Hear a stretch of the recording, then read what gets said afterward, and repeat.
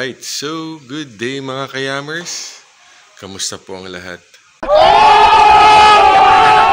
Alright, so for today's video mga kayamers, magpapalit po tayo ng center spring. Okay? So mamaya papakita ko sa inyo kung anong center spring ang ginamit natin. Alright? So please stay tuned.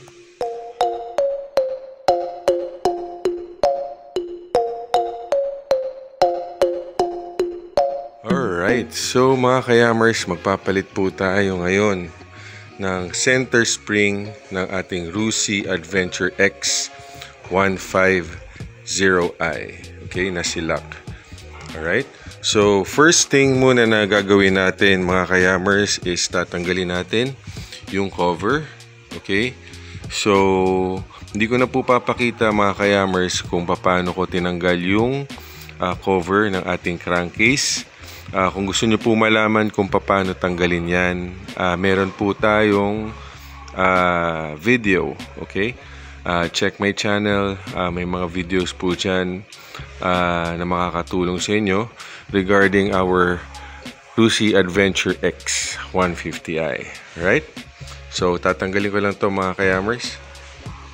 Okay, so mga kayamers, natanggalan natin yung cover ng crankcase natin.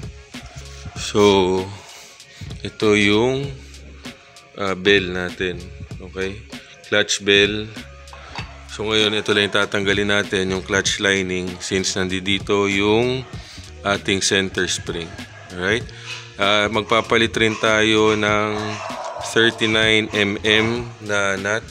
Kasi ito 34 to eh. So, kuha tayo ng standard na nut natin. Okay, papalitan natin to. Okay, so tatanggalin ko lang to. Normally, yung pagtanggal niyan is kailangan yung i-press to para bumuka. Yan. Pagka bumukat, nakita nyong lumuwag na. Pull nyo, dahan-dahan. Yan. Medyo matigas lang siya. Yun. Okay. Then ito, since wala akong 34mm na socket wrench, pwede ko naman silsilin to. Pero titingnan ko muna kung kasya yung nabili kong 39mm na nut. Okay? Alright, so yan mga kayamers, no, natanggalan natin yung ating clutch lining. Okay? Ito yung ating center spring, yung stock.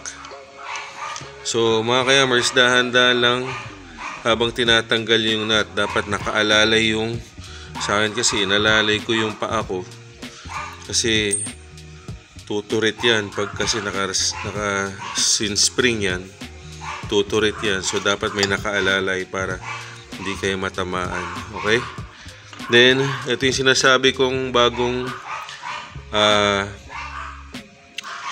clutch na nut ko. 39mm na siya. Ito kasi 34. So para matanggal ko, sininsil ko na lang. Pero ito ngayon, meron tayong 39 dito na wrench para doon sa bagong nut natin. So yan yung papalitan natin din. So yung stock, sabi nila yun nga, Vespa yung kasukat. Okay? So ngayon, meron tayong nakuha. Ito mga kayamers. 1.2 RPM pang M3, Mio M3. Ito yung ilalagay natin ngayon dito. Ayan. So, pasok naman siya. At magkasing taas yung spring. Yan yung importante. Okay, so lalagay ko na tong 1.2 na spring dito, tsaka papalitan ko na yung nut natin. Alright, so gagawin ko lang ha. Okay, so yan mga kayamers, no, nakabit na natin yung ating 1200 RPM na clutch spring. So install ko lang to ulit and then susubukan natin Let's see kung mag-iba yung hatak niya. Alright, so yan mga kayamers, naikabit na natin yung cover. Okay, nilagay lang muna natin ibang mga tornilyo kasi susubukan natin. Okay? So again, ito yung original na center spring niya. So yung short siya, no mga kayamers. Hindi siya yung mga mahabang center spring. Okay? Alright, so yan mga kayamers, no? Susubukan ni Utol.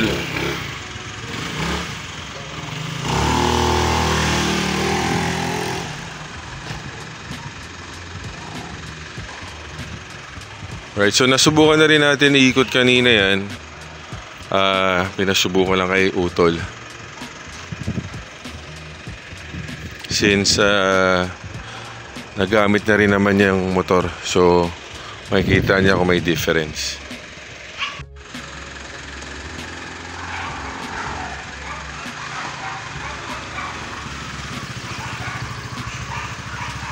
Oh, kumusta? Ha? Ganda. Mas responsive na, ano?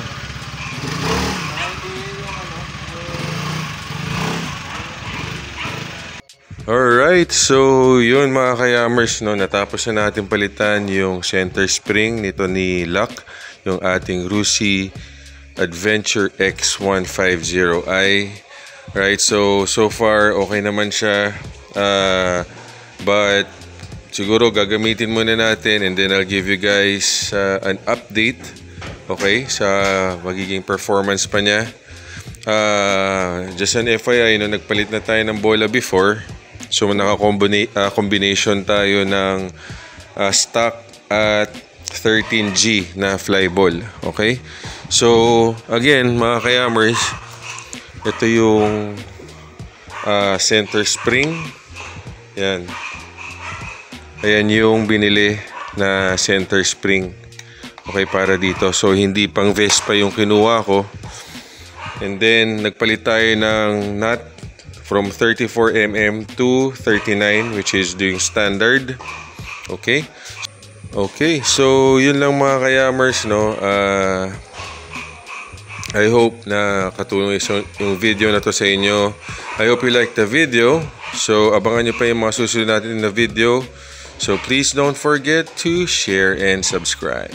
Thank you mga kayamers, and peace out.